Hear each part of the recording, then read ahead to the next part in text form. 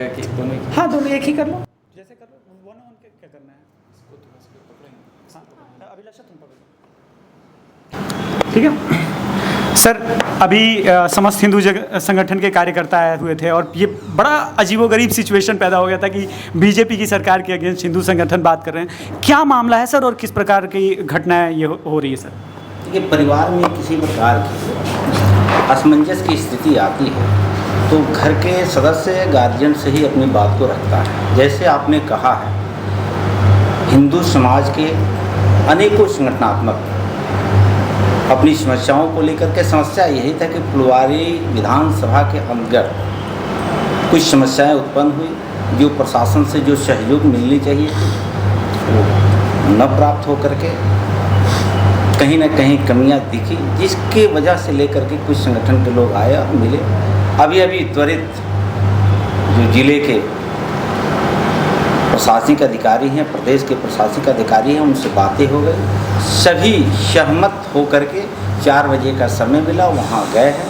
मुझे लगता है कि जो भी तो द्वंद्व था वह अभी समाप्त हो। सर जानकारी के अनुसार मीसा भारती जी और वहाँ के वामपंथी विधायक जिस प्रकार से मुसलमानों के साथ खड़े हुए, कहीं ना कहीं आपको लगता है कि संगठन में एक जो कम्युनिकेशन गैप आया जिसकी वजह से ये स्थिति उत्पन्न हो गई? ये तो समाज को समझने के लिए आपने ये बात को कहा है। जहाँ तक जिस मीसा भारती को आपने नाम लिया है, उनके भाई हैं तेजस्वी यादव जी और श्रीमान लालू जी के पुत्री और पुत्र हैं। A2 जी की बात करने वाले लोग परिवार की ही बात करते हैं कि बिहार की जनता भली भांति जान चुकी है, उस पर मुझे कोई टीका टिप्पणी नहीं करना है।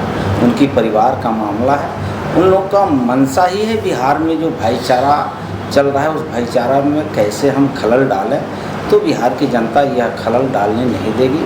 आने वाले दिनों में जब जब समय आता है जनता जवाब देती है। हिंदू संगठनों का विश्वास मतलब धीरे धीरे जिस प्रकार से नारेबाजी कर रहे थे और जिस प्रकार से ये लोग मुद्दा और बातें उठा रहे थे भाजपा के शीर्ष नेताओं के प्रति कि जब वो पावर में आ जाते हैं या जब वो उप मुख्यमंत्री और मंत्री जैसे पद पे चल जाते हैं, तब उनको काफ़ी निराशा हाथ लगती है कि जब उनके साथ समस्या होती है तो न पार्टी खड़ा रहते हैं और न सरकार के लोग खड़ा रहते हैं, जबकि भाजपा हिंदुओं की मुखालफत और बातें करती है, मगर फिर इन लोगों को आप लोगों के कार्यालय पे आके प्रोटेस्ट करना पड़ता है। इसको कैसे देखते हैं? परिवार के लोग हैं तो परिवार के लोग तो हमने कहा ना कि परिवार के जो गार्जियन होते हैं, अभिभावक होते हैं, उन्हीं के पास जाते हैं। आपकी बात रही हिंदू की जी, तो आप देखे होंगे देश में ममता जी भी हिंदू ही है, हिंदू कहती है, लेकिन कितनी हिंदू के पक्ष में खड़े रहती है ये आपको स्पष्ट दिखता है। बिहार के विरोधी दल का नेता हिंदू कहने के लिए ज़रूर कहते हैं,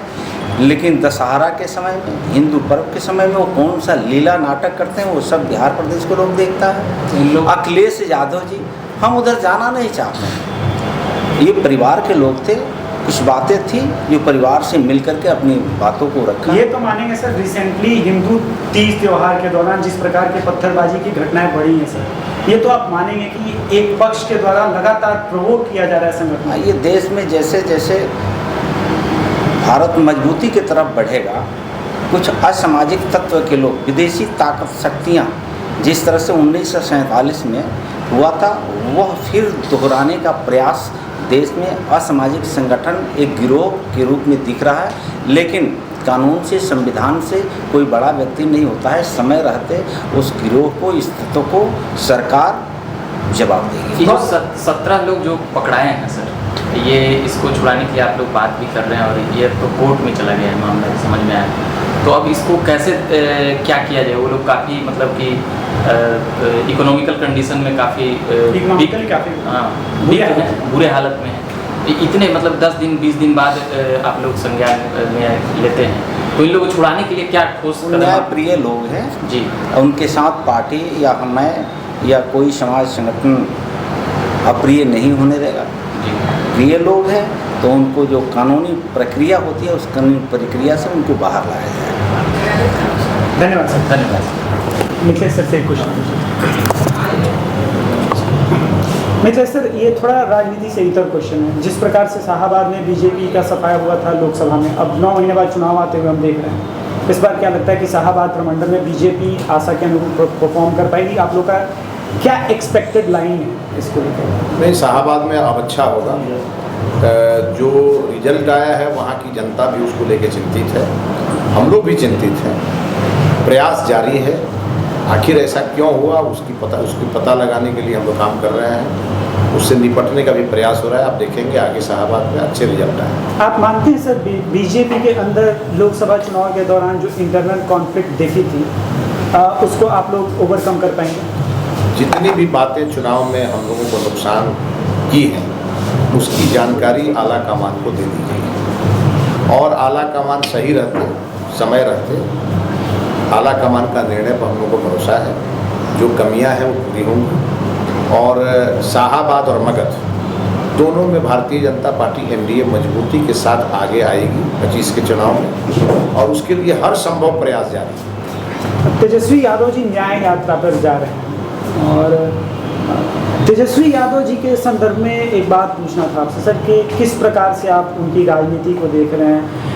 क्या आपको लग रहा है कि जिस प्रकार से परिवारवाद की राजनीति को बढ़ावा दिया जा रहा है बिहार के लिए आने वाला समय टफ टाइम लेकर के आएगा? क्योंकि सेट किया जा रहा है। देखिए, लालू जी के हाथ में था अपने बेटों को नेता बनाना, तो बना दिए। अब जो है अब बिहार के लोगों के हाथ में है कि इनका क्या करना है। और देखिए बिहार इसके लिए तैयार नहीं है। आप जब देखते हैं जब बीजेपी जेडीयू एक साथ आती है या और भी हमारे एलआई एक साथ आते हैं तो रिजल्ट अलग होता है।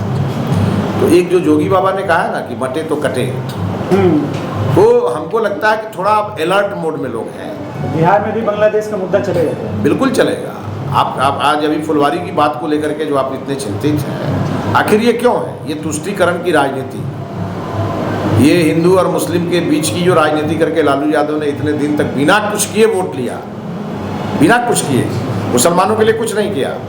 अब्दुल बारी सिद्दीकी जैसे नेता को हाशिए पर रखा, अपने बेटे को उप मुख्यमंत्री बना दिया। तो लालू यादव जी जानते हैं कि क्या कह के और क्या करके मुसलमानों का वोट लिया जा सकता है। मिथिलेश सर, आप मानते हैं कि लालू यादव एक सक्सेसफुल फादर नहीं? बिल्कुल, हम तो कहते हैं सक्सेसफुल फादर भी हैं और अच्छे पिता भी हैं कि उन्होंने चारा घोटाला भी किया कि अब हमारे बेटे पढ़ जाएं, लेकिन बेटे पढ़ नहीं पाए।